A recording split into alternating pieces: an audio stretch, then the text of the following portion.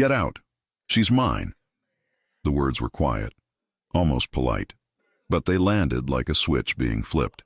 Every conversation in the restaurant seemed to pause at once, as if the room had agreed to hold its breath. Claire Whitmore's fingers tightened around her water glass. Cold condensation slicked her skin. For a split second, she honestly wondered if she'd imagined it, if her brain had made up something dramatic just to survive the most boring date of her adult life. Across from her, Trevor, who had insisted on ordering for the table without asking, stared at the man who had just pulled up a chair beside Claire's. The chair hadn't been dragged. It had been moved with a single effortless pull, as if the laws of physics worked differently for whoever owned that hand. The man sat down without asking permission. He was huge, not just tall, built like someone who had always been dangerous without needing to prove it. Broad shoulders and a dark coat, thick forearms resting casually on the edge of the table. Posture relaxed in a way that made everyone else look stiff. He didn't glance around. He didn't scan the restaurant. He didn't look impressed by the expensive lighting, the wine list, the servers in crisp black uniforms, or the quiet wealth humming in the air. His eyes were on Claire. Then slowly, his gaze moved to Trevor. "Get out," he repeated, still calm. "She's mine." Trevor blinked like a man whose brain was buffering. Then he let out a laugh. It was thin and uncertain, meant to re-establish control. "Okay, cool, funny, but, who are you?" The man didn't answer.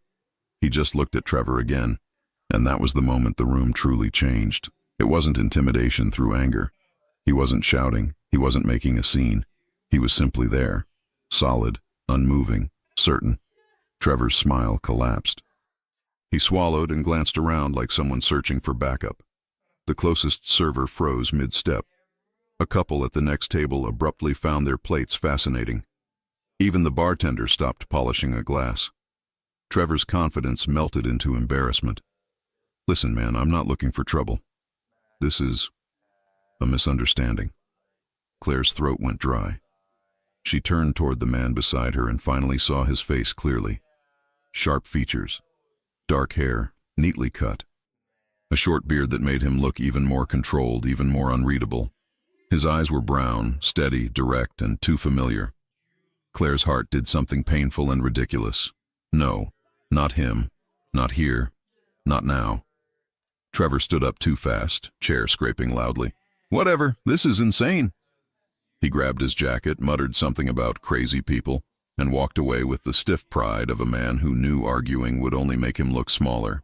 He didn't even say goodbye to Claire, which honestly made her want to laugh. If her pulse wasn't racing so hard, she could feel it in her throat. The moment Trevor vanished through the restaurant doors, the noise slowly returned. Forks clinked again. Conversations resumed in low voices. But the energy stayed altered, like the entire room had witnessed something intimate it wasn't supposed to. Claire kept her eyes on the man beside her. "You don't get to do that," she said. Her voice was steady. Her hands were not. He didn't flinch. "You don't get to decide who sits with me," she continued, leaning slightly forward, keeping her tone low so she didn't become a spectacle. "You don't get to claim me like I'm an object." The man's gaze softened, just a fraction. Not enough to be kind, enough to be human. "I know," he said. That answer startled her more than the interruption itself. Claire blinked. "You know?" He nodded once. A small motion, controlled. "I shouldn't have said it like that," he admitted. "But I meant what I meant." Claire's laugh came out sharp, not amused. "That doesn't make it better." "I'm not trying to make it better," he said. "I'm trying to stop something worse." Her stomach tightened. "What are you talking about?" Before he could answer, a server appeared, nervous, eyes flicking between them like she was deciding whether to call a manager or a bodyguard. "Is everything all right?" the server asked carefully. "Yes," the man replied smoothly. The server's gaze landed on Claire, silently asking if that was true. Claire forced a polite smile because she had spent years perfecting polite smiles. It was muscle memory, survival. "Everything's fine." The server exhaled and nodded. Would you like anything else? The man didn't look at the menu. Bring the check, he said. For everything. Claire's jaw tightened. I can pay for my own dinner.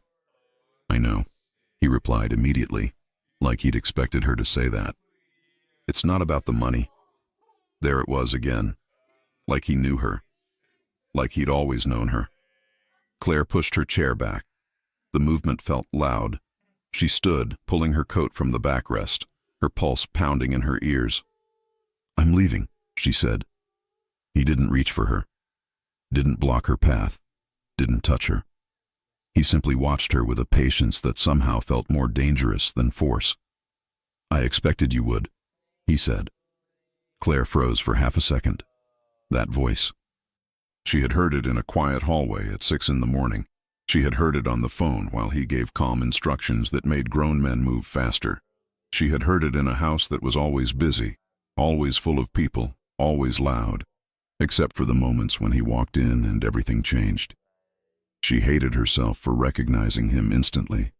Luca DeSantis, the man she had tried to erase from her life. The man she had left behind without ever telling him the truth. Claire stepped away from the table without another word and headed out of the restaurant. The cold air hit her the moment she stepped outside. It should have felt cleansing. It didn't. It felt like her body had forgotten how to breathe. She walked quickly, heels tapping on the sidewalk, trying to outrun the way her chest ached. Behind her, a door opened. Claire. She stopped. Not because she wanted to, because her name from his mouth did something to her that she still didn't understand. She turned slowly. Luca stood under the restaurant's warm lights spilling onto the sidewalk. He looked too large for the space, too solid for a city that kept moving.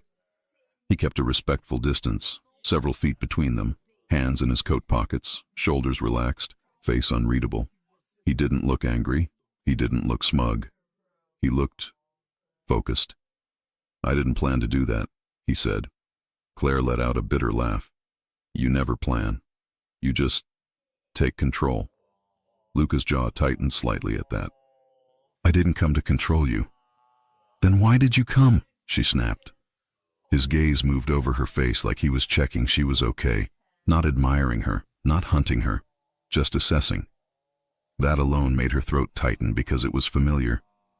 You shouldn't have been there tonight, he said quietly. Claire's eyes flashed. I can go wherever I want. I know, he repeated. That's why this isn't an order. Then what is it? She demanded. A beat. Then Luca said, It's me admitting I was wrong. Claire stared at him, the words not fitting the man she remembered. For years, Luca had been the calm center of every storm, the one person who never reacted, never flinched, never showed weakness. And now he was standing on a sidewalk, looking at her like she was the only thing in the world he could not control. Claire crossed her arms, more to steady herself than to look strong. You don't get to rewrite the past because you suddenly feel like it. I'm not trying to rewrite it, he said. I'm trying to understand what I ignored. Her chest tightened. She looked away for a second, focusing on a passing car, on the streetlight, on anything that wasn't his face. You let me leave, she said softly. Luca didn't speak immediately. When he did, his voice dropped lower. I didn't think you would. Claire laughed again, but this time it was quieter, edged with hurt. That's the problem. You never thought about me at all. His eyes narrowed slightly, not in anger, in pain. I did, he said. Claire shook her head. You noticed what you wanted when it was convenient. The rest of the time, I was invisible. Luca stepped forward, one small step, and stopped, as if he'd promised himself he wouldn't cross a line. Look at me, he said. Claire's stomach flipped. She hated that her body reacted before her mind could argue.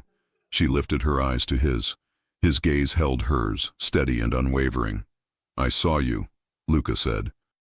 I just didn't realize what it meant until you were gone. Claire swallowed hard. Her voice came out brittle. Do you have any idea how humiliating it is to love someone who never chooses anyone? His expression shifted, barely, like a crack in stone. I didn't choose anyone. he said quietly. That's true. Claire's laugh was sharp. Exactly. Luca exhaled slowly. And I told myself that made it harmless. Claire's throat tightened. She looked down at her hands. Her fingers trembled slightly. She clenched them into fists, furious at her own reaction. You were always surrounded, she said, each word precise. Women, parties, smiles, perfume, voices. I cleaned lipstick off glassware more times than I can count. I washed sheets that weren't mine to touch. I heard laughter in rooms I wasn't allowed to enter. Luca's expression didn't change, but his eyes darkened. Claire lifted her chin. And you never once asked how that felt. Silence stretched. Then Luca said, Tell me. Claire blinked, caught off guard. What? Tell me, he repeated, how it felt. Her chest tightened so hard she almost couldn't breathe. How it felt, she echoed, stunned by the question. It felt like swallowing something sharp and pretending it was fine. Luca's gaze stayed on her. He didn't look away. He didn't interrupt. He didn't defend himself. Claire's voice lowered. It felt lonely. A passing couple walked by, glancing at Luca like they recognized danger, then quickly looking away. Claire barely noticed. Her whole body was fixed on the man in front of her. Luca's voice was quiet. Why didn't you say anything? Claire's laugh came out small, almost incredulous. Because you didn't want anything serious with anyone. You made that very clear without ever saying it out loud. Luca's eyes held hers. And you still stayed.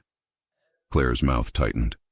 I stayed because I thought maybe if I was good enough, useful enough, quiet enough, you'd finally see me. Her cheeks burned with the confession, not because it was dramatic, because it was true. Luca's face changed, just slightly, like something inside him shifted. I was a fool, he said. Claire stared at him, her heart hammering. Don't say that. It's true, he replied. I was. Claire looked away again, blinking hard. I quit because I couldn't keep doing that to myself. His voice softened. I know. Her head snapped back. You know? Luca nodded once. You left a note. Claire's breath caught. She remembered that note. She'd written it with shaking hands. 3 sentences. Professional, clean, no emotion, no confession, a lie disguised as dignity. You read it, she said, voice barely above a whisper. Yes, he replied. And you still let me go. Luca's jaw tightened. For the first time, the control in his face looked like effort. I thought letting you go was respect. Claire's eyes stung. It wasn't respect, it was indifference. Luca flinched, not physically, but something in his gaze changed. A car slowed at the curb, black and silent, like it had been waiting. The driver didn't get out, didn't speak, just watched. Claire noticed and felt her stomach twist. Of course, she muttered. You didn't come alone. Luca followed her gaze. No, because you're Luca DeSantis, she said.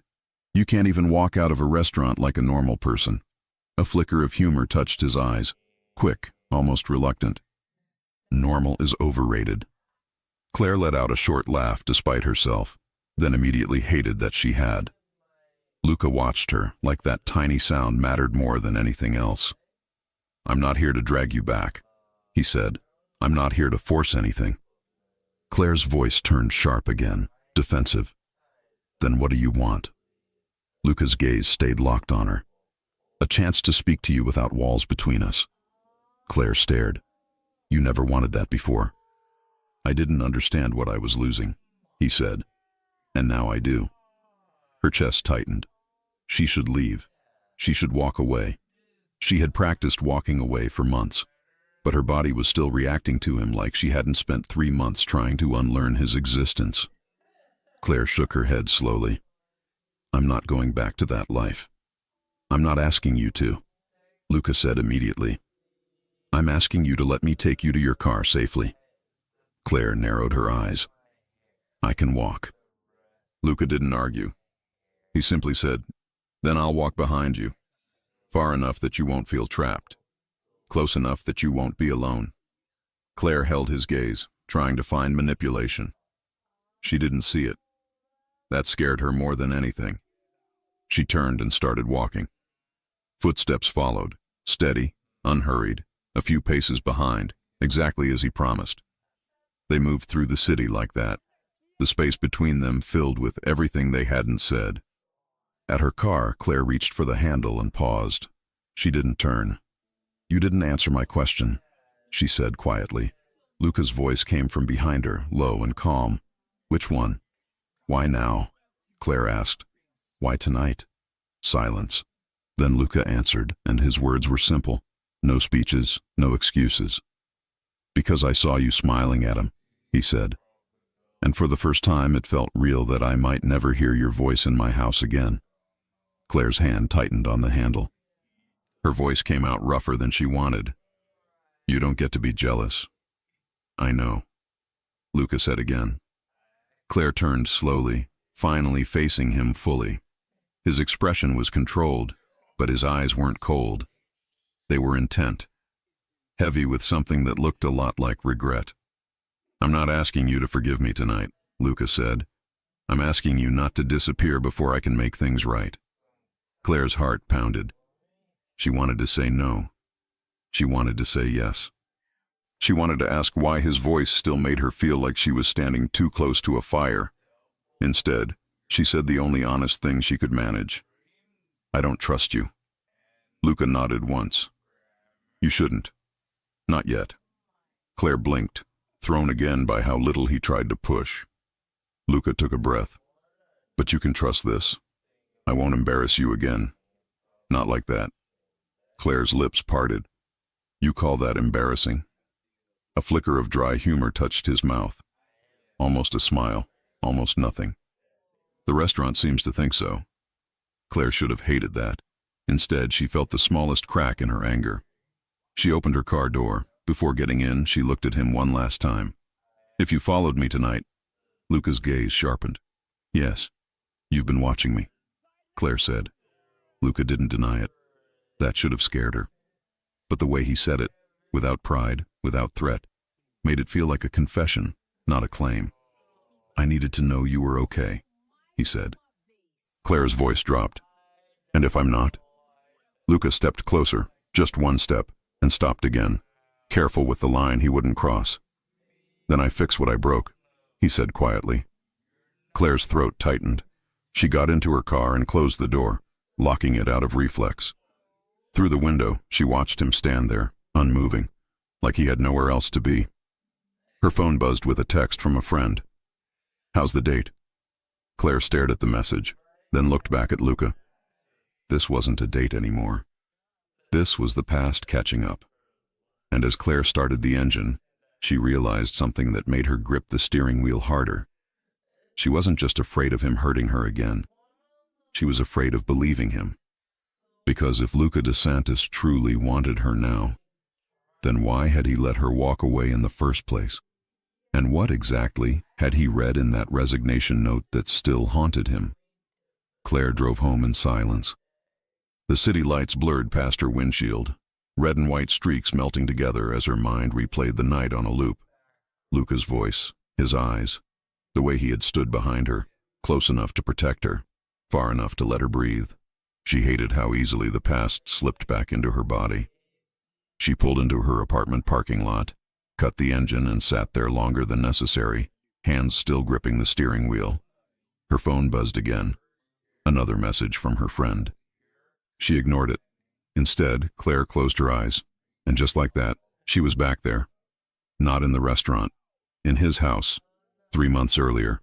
The DeSantis residence never slept. Even at 6 in the morning there was movement, security shifts changing, staff whispering through hallways, the low hum of a place that existed on a different rhythm from the rest of the world. Claire moved quietly, as she always did. She wore soft flats, her hair pulled back neatly, sleeves rolled just enough to work comfortably. She knew the house better than most people who lived there. She knew which floors creaked, which doors needed a gentle push, which rooms were off limits, not because of rules, but because Luca preferred silence there. She had learned him without meaning to. Luca liked his coffee black, strong, served in the same mug every morning, chipped slightly on the handle. He pretended not to notice details like that. Claire noticed everything. She passed through the living room, straightening a cushion that hadn't moved, aligning a magazine he would never read. It wasn't about perfection. It was about order, about keeping the world calm around him. Because Luca DeSantis carried enough weight already. She reached his office door and paused. It was half open. Light spilled into the hallway. His voice drifted out, low and controlled, speaking into the phone. "No," he said calmly. "That won't work." Claire waited, eyes on the floor, heart doing that familiar thing it always did when she heard him before seeing him. "Yes," Luca continued. "Move the meeting, and don't argue with me again." A pause, then quieter. "I don't repeat myself." The call ended. Claire took a breath and knocked lightly. "Come in," Luca said. She stepped inside. His office was immaculate. Dark wood, clean lines, the scent of coffee and leather. Luca stood near the desk, jacket already on, sleeves rolled just enough to show his forearms. He looked powerful without trying. He turned toward her. "Morning," he said. "Good morning," Claire replied, moving toward the coffee machine. "Your coffee's ready." "Thank you." That was it. 2 words. Calm, neutral. And yet, something in her chest tightened every single time. She poured the coffee, handed him the mug. Their fingers brushed for half a second. Claire felt it like a spark. Luca didn't react at all. Or maybe he did, and hid it better than she ever could. He took a sip, nodded once. Perfect. Those words should have been meaningless. They weren't. Claire busied herself, wiping a surface that didn't need wiping. She stayed because she always stayed a moment longer than necessary. Because leaving meant returning to the reality where she felt invisible again. "You have guests coming later," she said. "This afternoon." "I know," Luca replied. She hesitated. "Several." "I know." Her mouth tightened. She didn't ask who they were. She already knew. Women. There were always women. They came dressed too well, laughing too loudly, leaving behind traces of perfume that lingered long after they were gone.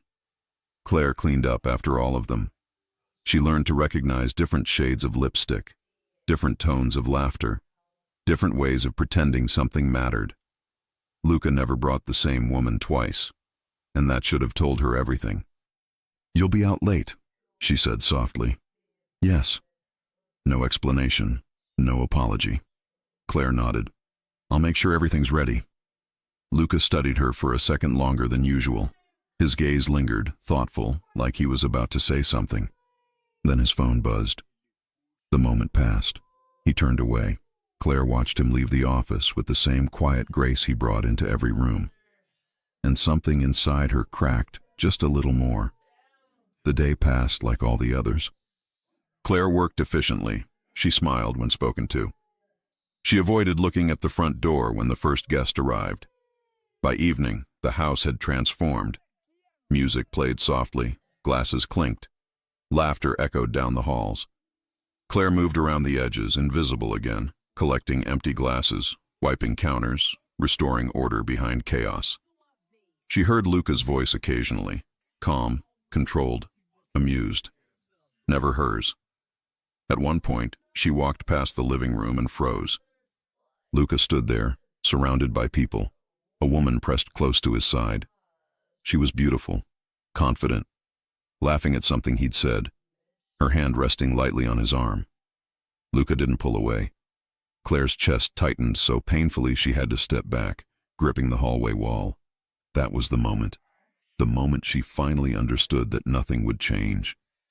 Later that night, after the guests left and the house settled back into silence, Claire sat alone in her small room at the back of the property. She stared at the wall for a long time. Then she opened her notebook. She didn't write about love.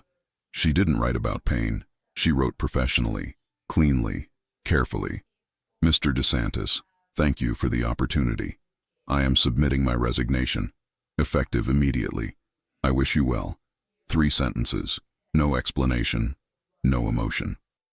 She folded the paper neatly and placed it on his desk. Then she packed her bag. When she walked out of the house that night, she didn't look back. Because she knew if she did, she wouldn't leave.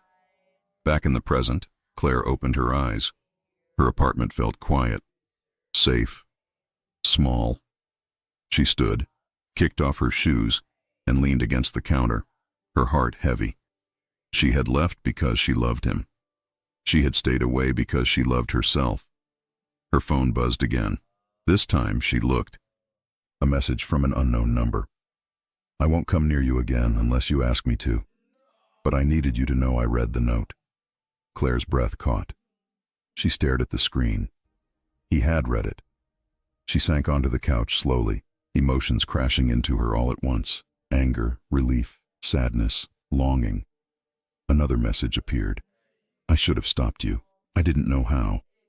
Claire closed her eyes, pressing the phone to her chest. For the first time since she'd left, she felt something she hadn't allowed herself to feel before. Hope. And that terrified her. Because if Luca DeSantis had finally realized what he'd lost, then the hardest part wasn't leaving him. It was deciding whether she was brave enough to let him try again. Luca DeSantis noticed the silence first. Not the obvious kind, the absence of music or voices, but the subtle kind. The kind that crept into a room after someone essential had left and taken the rhythm with them. The house still ran smoothly. The staff still arrived on time. Security still rotated like clockwork. Everything worked. And yet something felt off. It took him 2 days to realize what it was. His coffee was too hot, not burned, just wrong. He frowned at the mug in his hand, standing alone in the kitchen early one morning. The cup was clean, the coffee strong, everything exactly as he liked it. Except it wasn't. Claire always waited a moment before handing it to him. Just long enough. Just enough to let it cool without losing strength. Luca stared at the surface of the coffee as if it might explain itself. It didn't. He drank it anyway. The resignation note stayed on his desk longer than it should have. 3 sentences, neat handwriting, no emotion, professional, controlled. Claire's handwriting had always been like that.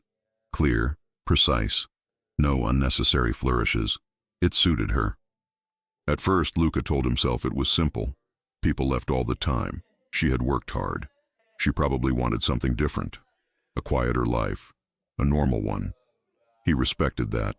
He told himself that more than once. But respect didn't explain why he kept rereading the note. Or why he noticed things that had nothing to do with her. Until he realized they had everything to do with her. The house felt louder at night. Messier. Less contained.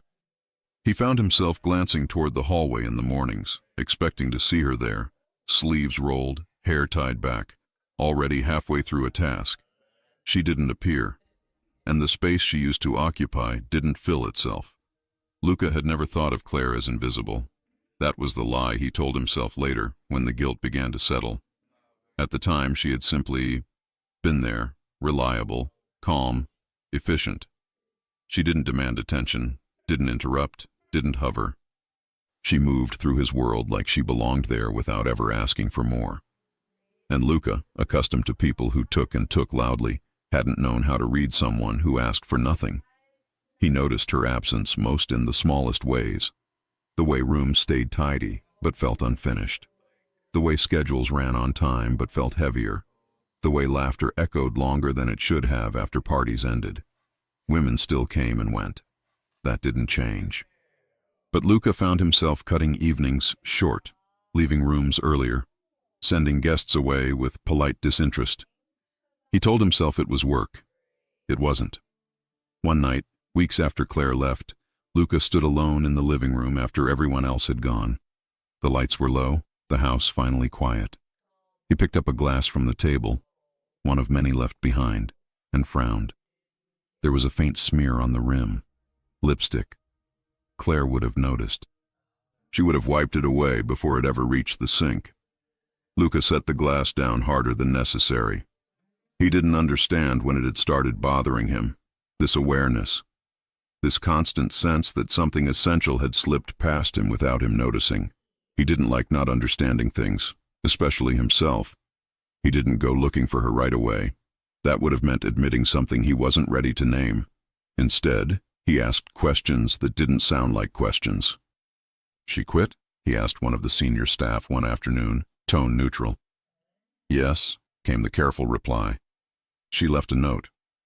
"I know." A pause. "She was very professional," the staff member added, unsure if that was helpful. Luca nodded. "She always was." That night he opened the desk drawer where he'd placed her note. Read it again. 3 sentences. No anger. No accusations. No explanation. The restraint in it unsettled him more than any confrontation would have. Because restraint meant control, and control meant she had thought this through. It wasn't until he saw her again, truly saw her, that the truth became impossible to ignore. She wasn't in his house. She wasn't part of his routine. She was somewhere else, living. Luca noticed her by accident. He had been leaving a meeting downtown when his driver slowed slightly at an intersection. "There," the driver said quietly. "Isn't that—" Luca looked. Claire stood on the sidewalk, phone pressed to her ear, laughing. Actually laughing. Not the polite smile she used at work. Not the reserved calm he remembered. A real laugh. His chest tightened. She wore a simple coat, her hair loose around her shoulders. She looked lighter, freer. And that was when it hit him. She hadn't just left the job. She had left him. Luca didn't tell the driver to stop. He didn't wave, didn't call her name. He watched as she finished her call and walked away, blending into the city like she had never belonged to his world at all. That night, Luca couldn't sleep. The decision to watch her wasn't impulsive. It wasn't about control or ownership. It was about understanding. Luca instructed his security team carefully. "No interference," he said. "No contact." One of them raised an eyebrow. "Just observation?" "Yes," Luca replied. "From a distance." He told himself it was for her safety. And that wasn't entirely a lie, but it wasn't the whole truth either. The truth was simpler and far more dangerous. He missed her. Claire's life, he learned, was quieter now.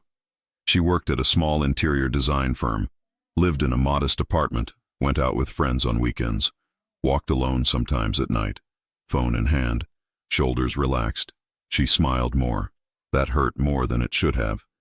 Luca watched her from afar without approaching, without speaking, without letting her feel followed. He noticed the man who picked her up one evening, the way Claire hesitated before getting into the car, the way she sat, angled toward the window. Luca felt something sharp then, not rage, jealousy, and that unsettled him deeply. He had never wanted anyone this way. He had never allowed himself to, because wanting meant vulnerability, and vulnerability had a cost. The night of the restaurant wasn't planned. Luca had known she would be there. He had seen her message to a friend earlier that day, boring date tonight, and ignored the tightening in his chest. He told himself he wouldn't interfere. He told himself it wasn't his place.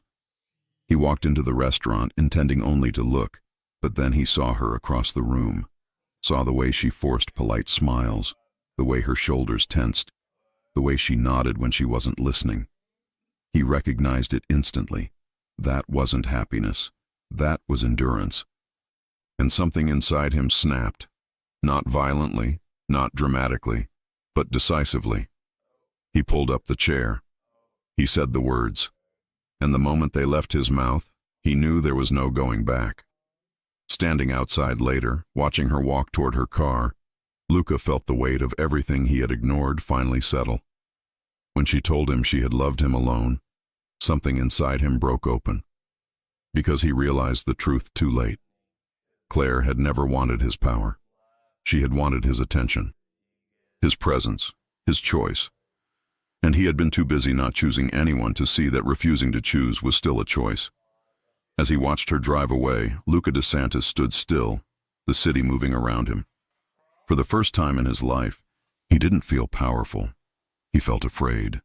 Afraid that even if he wanted her now, even if he was ready to choose her, he might have waited too long. And that realization followed him home, settling into the quiet spaces of a house that no longer felt like his own. Claire didn't sleep much that night. She lay on her side, staring at the dim outline of her bedroom ceiling, replaying Luca's voice in her head. Not the commanding tone he used in meetings, not the calm authority he carried everywhere. The quieter one, the one that had said, "I was wrong." She rolled onto her back and sighed.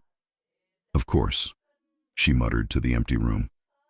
"Now you figure that out." Her phone sat on the nightstand, screen dark, silent. She told herself she wouldn't check it. She checked it anyway. No new messages. Claire turned the phone face down and closed her eyes, trying to ignore the strange mix of relief and disappointment twisting in her chest. The next day passed slowly, too slowly. She went to work, answered emails, reviewed fabric samples, laughed at the right moments. Her co-workers didn't notice anything different. They never did. But every time her phone buzzed, her pulse jumped. By early evening, she was restless. She changed clothes twice, then changed back into something simple. Dark jeans, a soft sweater, nothing that tried too hard. She wasn't going anywhere. At least that's what she told herself. Her phone buzzed again. This time she picked it up. "If you're willing," the message read, "I'd like to talk. Somewhere public. Somewhere neutral. No pressure." Claire stared at the screen. No pressure. She almost laughed. After everything, Luca DeSantis was asking instead of taking. She typed, erased, typed again. 1 hour, she finally wrote. "That's it." The response came almost immediately. "Thank you." That alone unsettled her. The restaurant Luca chose was quiet, understated. No velvet ropes, no crowd watching. Just warm lighting and soft music that didn't demand attention. Claire arrived first. She sat near the window, hands folded loosely in her lap, telling herself she was calm. She wasn't. When Luca walked in, the room didn't freeze this time. But Claire noticed anyway. He spotted her instantly. Their eyes met. Something unspoken passed between them.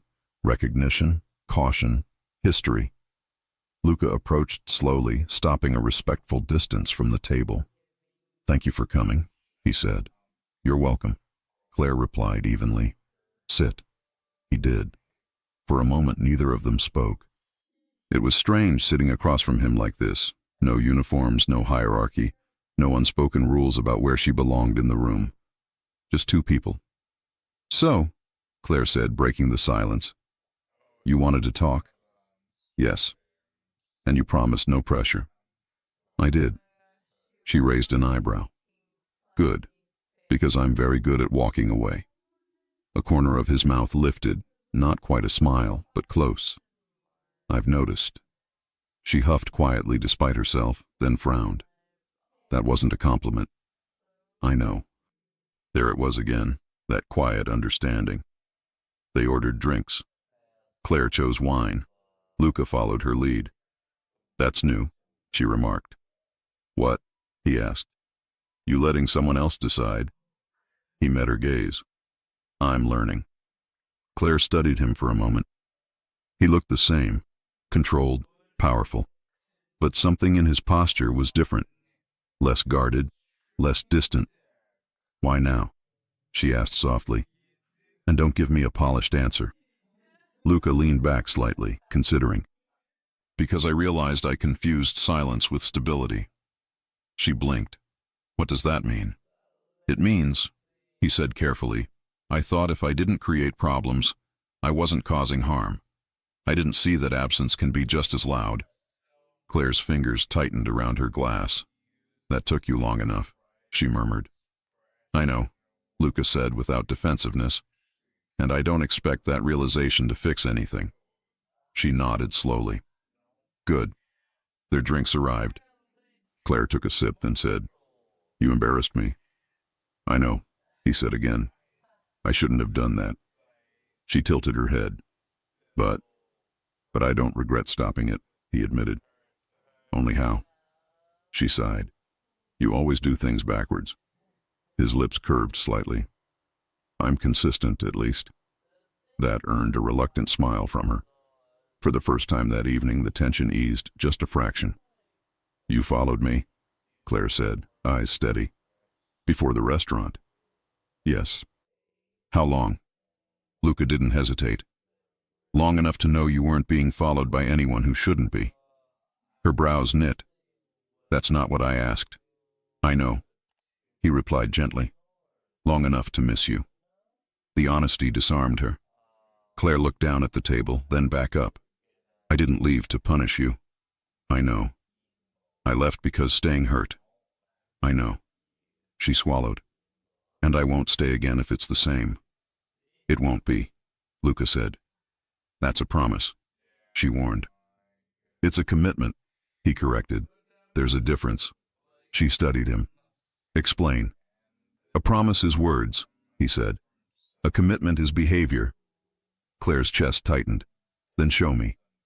Luca nodded. That's why I asked for this hour, not to convince you, to start proving it. They talked. About small things first. Her new job, his schedule, the weather, the city. Then bigger things. Why she loved organizing spaces. Why he preferred order over chaos. Why silence felt safe to him. Why being unseen had felt unbearable to her. At one point, Claire laughed. Really laughed. When Luca admitted he once tried to clean the kitchen himself and gave up after 10 minutes. It's harder than it looks, he defended mildly. I told you that, she said. You told me many things, he replied. I didn't listen enough. Her smile faded softly. As the hour drew closer to its end, the air between them felt warmer. Closer. Charged with something neither of them named. Luca checked his watch and set it face down on the table. Our hour's almost up, he said. Claire nodded. I noticed. I won't ask you to stay longer, he added. She looked at him sharply. You won't. No, he said, because I said no pressure. That restraint did something dangerous to her resolve. She leaned back, crossing her arms. And if I wanted to? Luca's gaze darkened. Not possessive, not hungry, curious, careful. Then I'd be grateful, he said. But I'd let you decide. Silence stretched again, but this time it felt different. Claire exhaled slowly. Walk me to my car, she said. Luca stood immediately. Of course. Outside the air was cool, calm. The city hummed around them. They walked side by side, close enough that she could feel his warmth, far enough that she didn't feel trapped. At her car, Claire stopped. She turned to face him fully. This doesn't mean I trust you, she said. I know, Luca replied. It means I'm willing to see if I can. That's enough, he said quietly. For now. She hesitated, then asked the question she'd been holding back all evening. Why did you really read the note so many times? Luca's gaze didn't waver. Because I was looking for something you didn't write. Her breath caught. What? The part where you tell me you're done forever, he said. You never did. Claire's chest tightened painfully. I didn't know if I could mean it, she admitted. Luca stepped closer, just a fraction, and stopped. Neither did I, he said. Their eyes locked. The moment stretched. Then Claire opened her car door. She paused, looking back at him one last time. This is your only chance to do this, right? She said softly. Luca nodded. I intend to. She got in and closed the door. As she drove away, Claire realized something unexpected. For the first time since she'd left, she wasn't replaying the pain. She was imagining the possibility, and that scared her almost as much as it excited her. Because next time, the walls between them might not be there at all. Claire didn't answer his messages right away, not because she wanted to punish him, not because she wanted him to chase her, but because for the first time in a long while, she wanted to feel what she was feeling without reacting to it. She went to work. She cooked dinner. She folded laundry while a show played in the background without her really watching it. And still, Luca was there. Not in her thoughts like a storm. More like a steady presence she kept circling back to. When she finally picked up her phone that evening, there was only one message from him. I hope your day was kind to you. That was it. No question. No demand. Claire stared at the screen longer than she wanted to admit. She typed back. It was. Thank you. The reply came a few minutes later. May I take you to dinner tomorrow? Same rules as before. Claire smiled despite herself. One condition, she wrote. No expensive restaurants. There was a pause. Then, deal. I'll pick you up at 7, if that's okay. She hesitated only a second. It's okay. Luca arrived exactly on time. Claire noticed that immediately. She also noticed that he wasn't dressed the way he usually was. No dark-tailored coat. No sharp lines meant to intimidate. He wore simple jeans, a black sweater, and a jacket that looked normal, human. When she opened the door, he didn't step inside. Hi, he said. Hi, she replied. He glanced at her outfit, soft dress, minimal makeup, hair loose around her shoulders, and then quickly looked away, like he didn't want to make her uncomfortable. That restraint made her chest tighten. You ready? He asked. Yes. They walked to his car together. This time he opened the door for her, not dramatically, not possessively, just quietly. Claire slid into the seat, noticing how careful he was with space, with timing, with everything. You're being strange, she said as he got in. Luca glanced at her. In a bad way? In a noticeable way. He exhaled softly. I'm trying not to ruin this. That honesty startled a laugh out of her. Well, she said, buckling her seatbelt. Pressure always helps. A corner of his mouth lifted. Good to know. The restaurant was small and warm, tucked between two quiet streets, the kind of place people didn't stumble into by accident. Claire liked it immediately. They ordered casually, shared a plate, talked. Not about the past. About the present. She told him about a client who insisted on rearranging furniture every 10 minutes. He told her about a meeting that went completely off the rails because someone forgot to mute themselves. You? She asked incredulously. In a meeting like that? Yes, he said dryly. Power does not protect you from technology. She laughed again, full and easy this time. Luca watched her like the sound mattered. When the food arrived, they fell into a comfortable rhythm. Passing plates, sharing comments, sitting closer than before without acknowledging it. At one point, Claire reached for her glass at the same time he did. Their fingers brushed. The contact was brief, electric. Both of them stilled. Claire's breath caught. Luca didn't pull away immediately, but he didn't move closer either. You okay? He asked quietly. She nodded. Yes. He waited, then slowly withdrew his hand. That control was intoxicating. You didn't have to do that, she said softly. I wanted to, he replied. You deserve choice. The words settled between them, heavy and warm. After dinner they walked. No destination, just movement. The city felt calmer tonight. Streetlights casting soft glows. Cars passing in the distance. Claire realized she wasn't tense. She wasn't waiting for the other shoe to drop. She was just with him. Can I ask you something? Luca said. She glanced at him. Depends. He smiled faintly. Fair. Go ahead. Did you ever think I noticed? He asked. Back then. She hesitated. Sometimes. And then something would happen that made me think I was imagining it. Luca nodded slowly.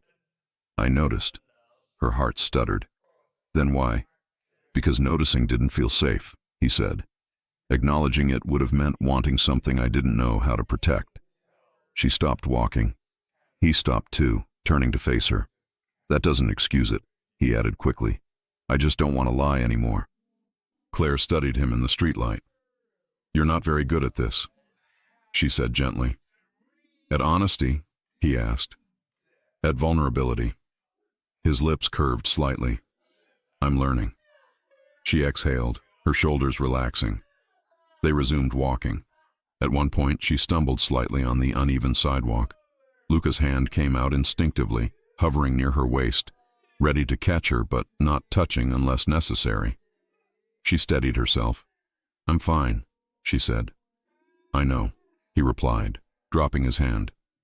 "Habit," she smiled. That habit, she didn't mind it. When they reached her apartment, neither of them spoke right away. The air felt charged, close. Claire turned to him, her pulse quickening. "This is where you say goodnight," she said lightly. "Yes," Luca replied. He hesitated. Then, "May I hug you?" The question surprised her. She nodded. "Yes?" He stepped forward slowly, wrapping his arms around her with deliberate care. His embrace was warm, steady, protective without pressure. Claire's hands slid around his back without thinking. She rested her cheek against his chest. For a moment, everything else faded. This was what she had wanted back then. Not declarations, not promises. Just this. After a few seconds, Luca loosened his hold but didn't fully let go. Claire tilted her head up. Their faces were close, too close to ignore. Luca's eyes searched hers, asking without words. She swallowed, heart racing. "Not yet," she whispered. He nodded immediately. "Okay." No disappointment, no tension, just respect. She smiled softly. "Thank you." "For what?" "For making this feel safe." His voice dropped. "You are." That did it. Claire leaned in and pressed a gentle kiss to his cheek, soft, brief, deliberate. Then she stepped back. "Good night, Luca."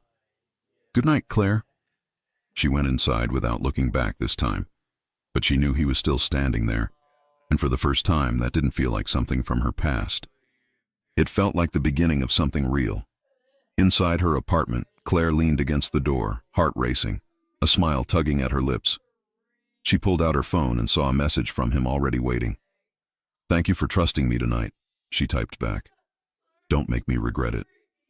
The reply came instantly. "I won't." Claire closed her eyes. She wanted to believe him. And that was the most dangerous and hopeful part of all.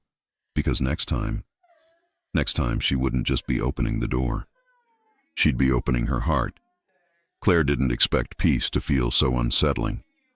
She woke up slowly, sunlight creeping through the thin gap between the curtains, painting the wall in soft gold.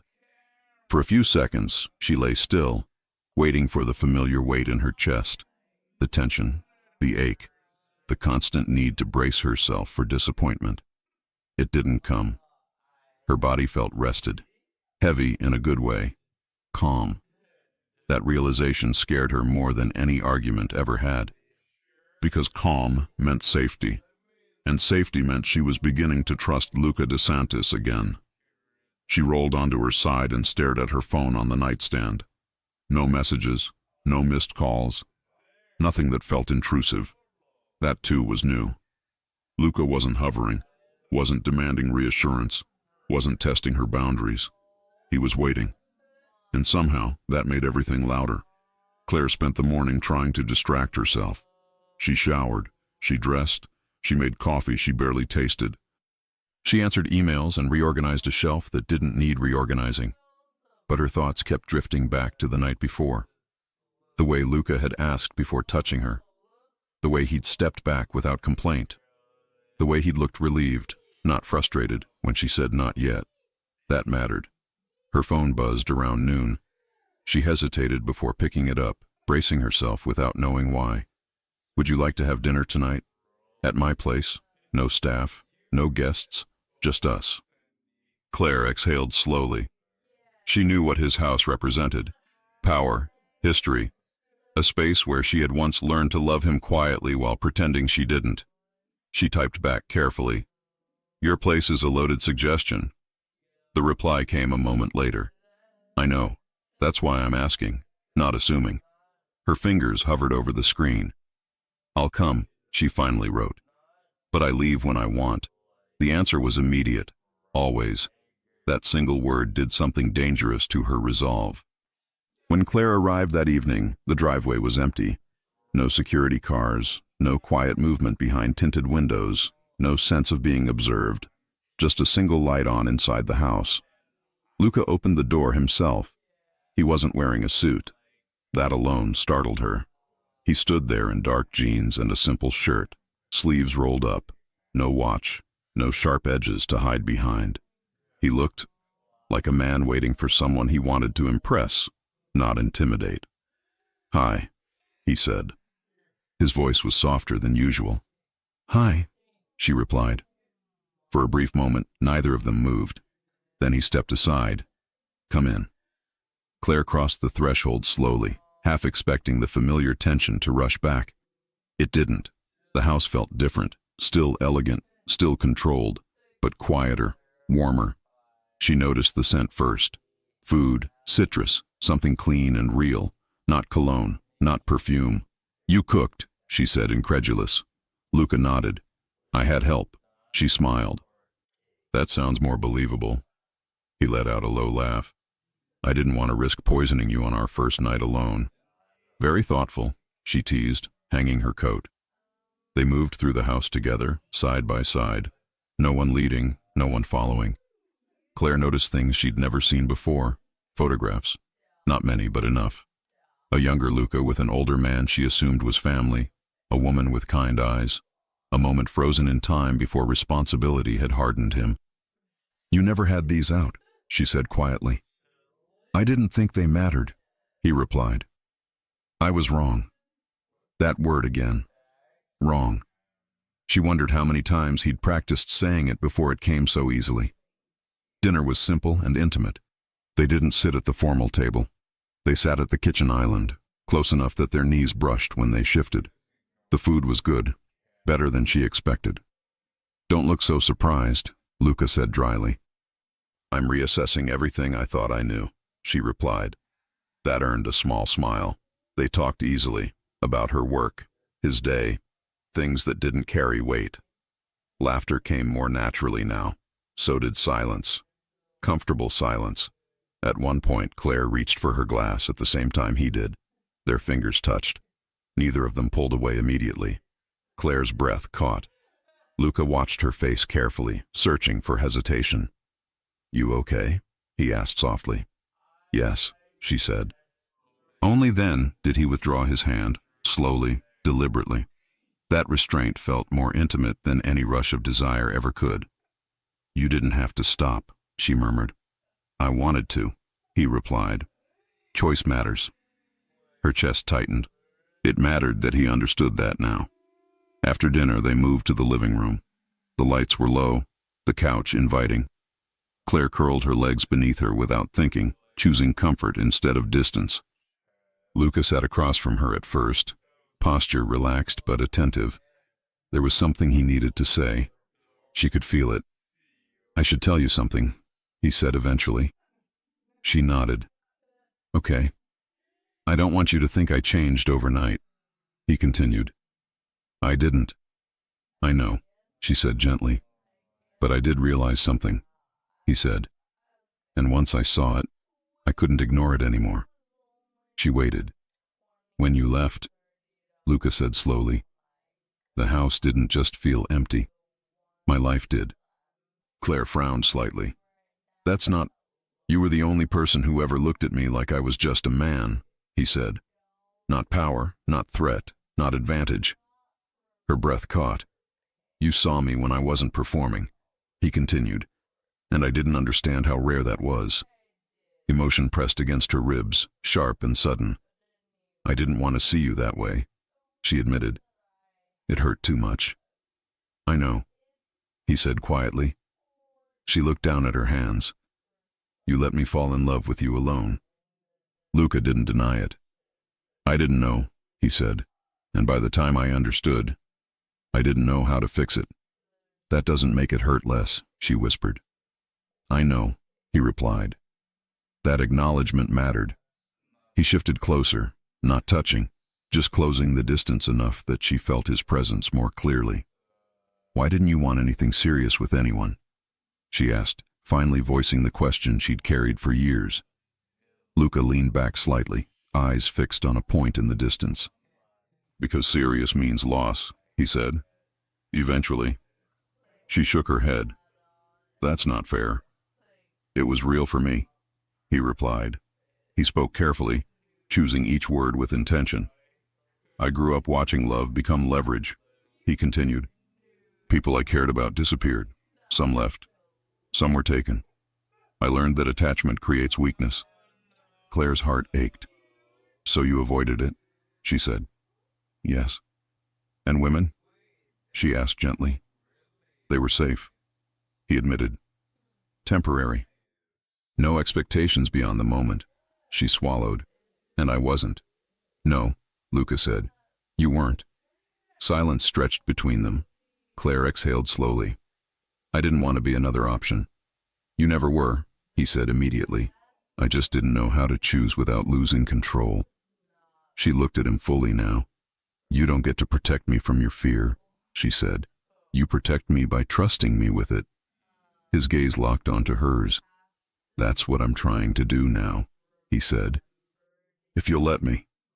She reached out slowly, placing her hand on his forearm. He froze, letting her set the pace. I'm scared, she admitted. So am I, he replied. That surprised her. You? She asked softly. Yes, he said, because this matters. She smiled faintly. You're not very comforting. I'm honest, he replied. She laughed quietly, emotion thick in her voice. They stayed like that for a long moment, connected, breathing in sync, letting the closeness speak. Eventually, Luca moved closer, slowly, giving her time to stop him. She didn't. His hand settled at her waist, warm, steady, careful. Claire leaned into him instinctively, resting her forehead against his chest. This is dangerous, she murmured. It should be, Luca said softly. It's real. She closed her eyes, letting herself feel it. When she lifted her head, she cupped his face gently. The kiss was slow, intentional, unhurried. No urgency, no possession. Just choice. When they parted, Luca rested his forehead against hers. If you tell me to stop, he said quietly, I will. Not tonight, she whispered. But not further either. He nodded immediately. I can wait. That's new, she teased softly. He smiled, truly smiled. I'm learning. They returned to the couch, fingers intertwined now, the last barrier gone. Claire rested her head on his shoulder, listening to his heartbeat. I don't regret leaving, she said quietly. I wouldn't want you to, Luca replied. It taught me something. What? She asked. That losing you once nearly broke me, he said. Losing you again would destroy me. Her chest tightened. She closed her eyes, warmth spreading through her. Outside, the city continued its restless movement. Inside, something steady was forming. Not a promise, not a fantasy, a choice. And for the first time, neither of them felt like they were guessing their way forward. They were building something. Together. Claire woke up slowly, the way someone wakes when they feel safe. For a moment she didn't open her eyes. She stayed still, listening, sensing. The room was quiet, filled with soft morning light. The sheets were warm. The air felt calm. Then she felt it. An arm wrapped around her waist, firm but relaxed. A steady chest behind her back. A slow, even breath against her shoulder. Luca. The realization didn't spark panic. It didn't make her tense. It made her smile. She shifted slightly, careful not to wake him, but he stirred immediately, instinct sharp even in sleep. His arm tightened just a fraction, not to restrain her, but to keep her close. Morning, he murmured, voice low and rough. Morning, she replied softly. She turned in his arms, facing him now. His eyes were already open, focused on her like she was the only thing that mattered in the room. You okay? He asked quietly. Yes, she said, and then, after a beat, I really am. That answer seemed to settle something inside him. They stayed there for a while, not rushing. No alarms, no schedules, no obligations pressing in. For the first time in a long time, neither of them had anywhere else they needed to be. Later in the kitchen, Claire watched Luca move around the space with surprising ease. He wasn't efficient the way staff had been. He wasn't precise the way he was in business. He was relaxed. He handed her a mug of coffee and paused, watching her take the first sip. "Well?" he asked. She smiled. "Perfect temperature." His lips curved, satisfied. "I remembered." She laughed softly. "Of course you did." They stood there, leaning against the counter, talking about nothing and everything. About her work, about a trip she wanted to take someday, about a place he'd always meant to visit but never had. "You could go now," she said lightly. "You know, without chaos." He looked at her. "I already am." That made her heart squeeze. That afternoon, Luca asked her to come with him somewhere. Not a meeting, not an obligation, not a compromise. Just somewhere.